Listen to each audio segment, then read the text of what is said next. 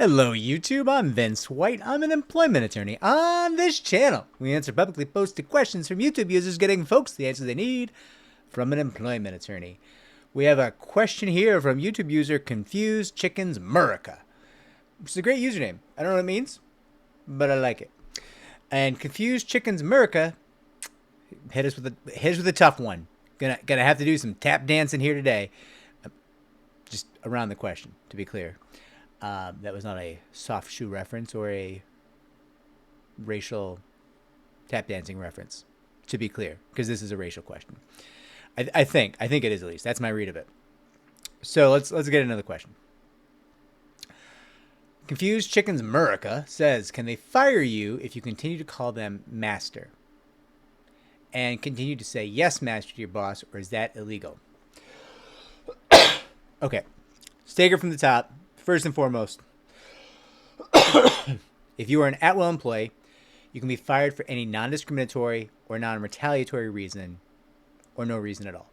So if you're not in a union, you're not a civil servant, you're not working subject to the terms of some kind of contract that requires some kind of cause for termination, that's the standard. You can be fired any non-discriminatory, non-retaliatory reason or no reason at all. So then the question becomes, is you using the phrase master, what does that mean? How are you using it? How is it being understood? And so on. Because the simplest answer here is that you and I, Confused Chickens Murica, I don't know anything about you, right? You could be as white as me, and you're just like saying, yes, master, to your boss, because you're a fucking asshole. No offense, but it's a stupid fucking thing to do. Obviously, that's going to annoy people, and yeah, they can obviously fire you for that. You're just being an asshole, right? Like, not only are you being an asshole, you're being dumb as fuck, right? You can take that one to the bank, too, by the way. If you look like me, if there's no, like, history of racial inequity in your life, and you're just walking around telling your boss, yes, master, you're a fucking dumbass. Go fuck yourself. Why are you asking me questions on this channel? You're a piece of shit. Like, just get fired and go find a new job and learn something, right? However, let's assume, because master is a loaded term, that is often something that comes up in discussion of slavery, the plantation system, and deep wells of horrific racial inequity. And let's take a moment to say that I'm going to say the word master in different ways during this conversation. And some of those ways may sound like I'm mimicking the way an African American person might say it. I'm not. And I don't mean the accent or anything. I just mean the extra flavor that people put on it. Because there's a lot of historical content where the word master, in the context of the plantation South, is said as massa. That's a specific kind of master, right? Like, you can be a master mason, master plumber. These are not racially charged terms, right? Master carpenter, right? You can be a master. You can just have a master's. You can be a master of psychology. Not a racially charged term.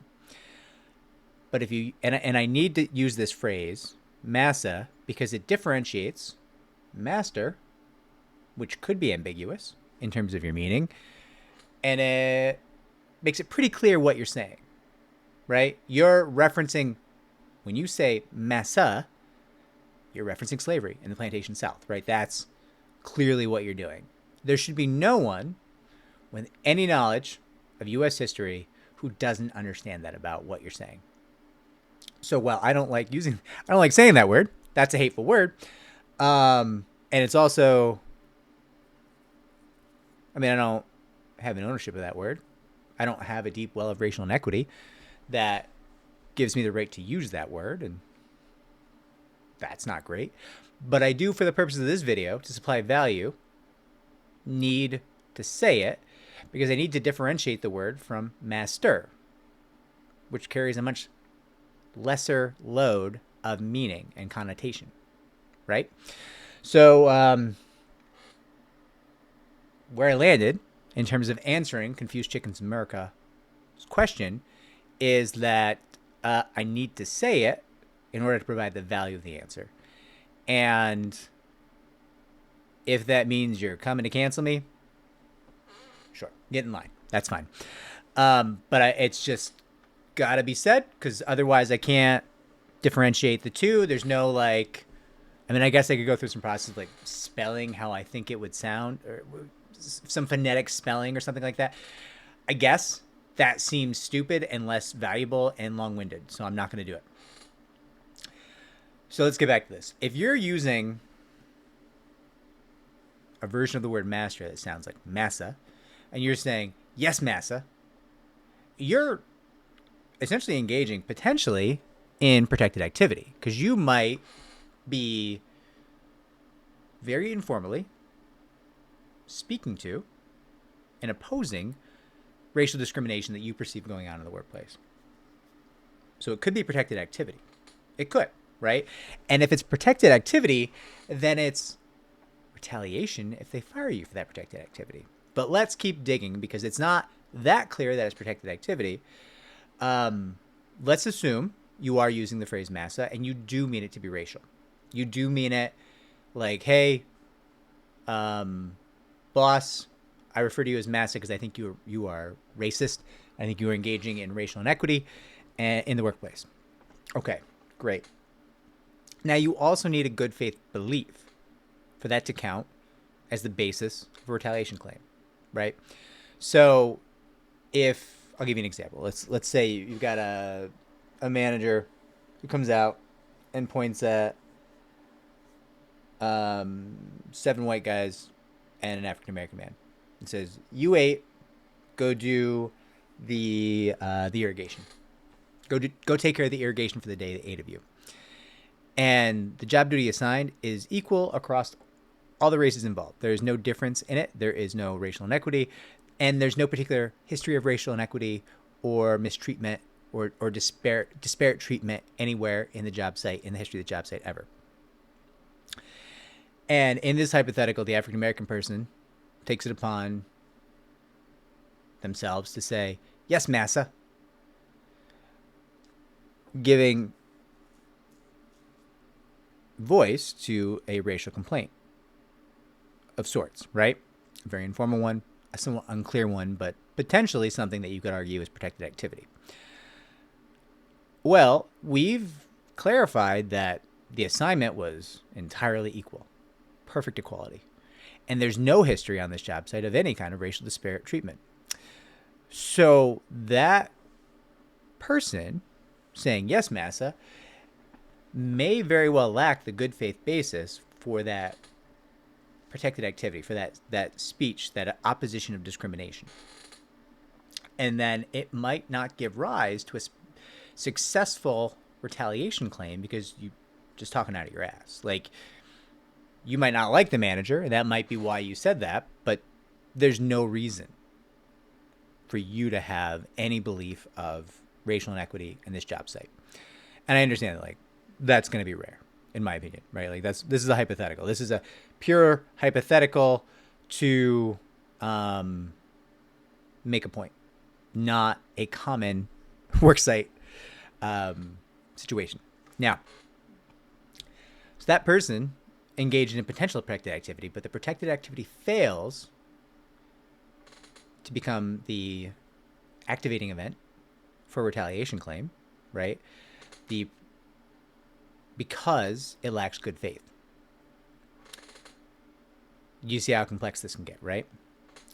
Now, there's further questions, like, did everyone understand you were engaging in racial speech, and could that give rise to retaliation? I would argue yes. I would argue very few people would not understand if you say, yes, massa, and you happen to be African American. I'm sure there's human beings who don't know U.S. history, and some of those people probably came up in the U.S. education system because it's not great. But, generally speaking, everyone's going to know. So, how did I do? This seemed like it needed an answer. But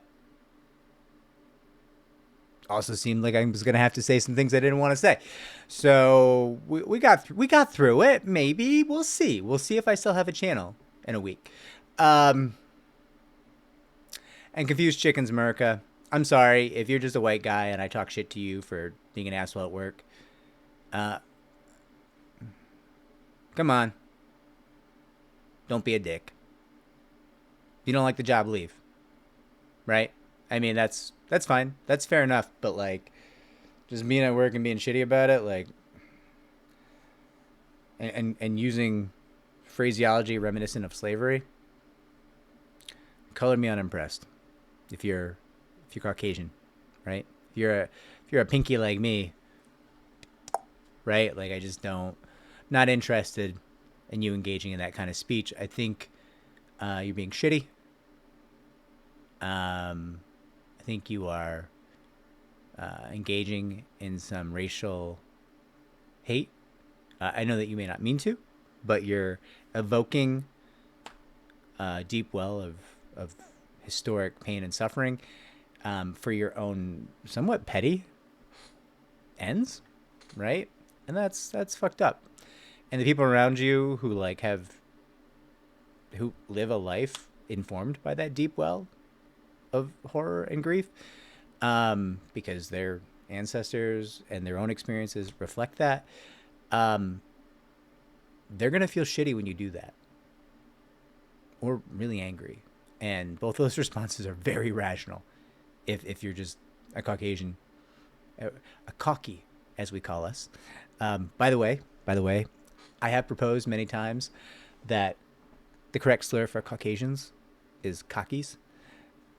Caucky.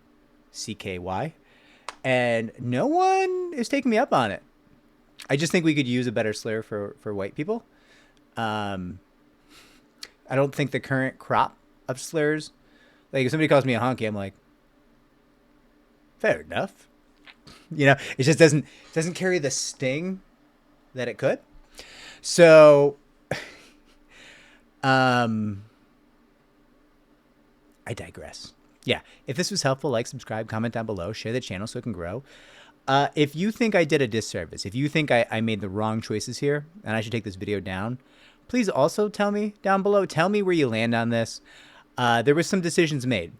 And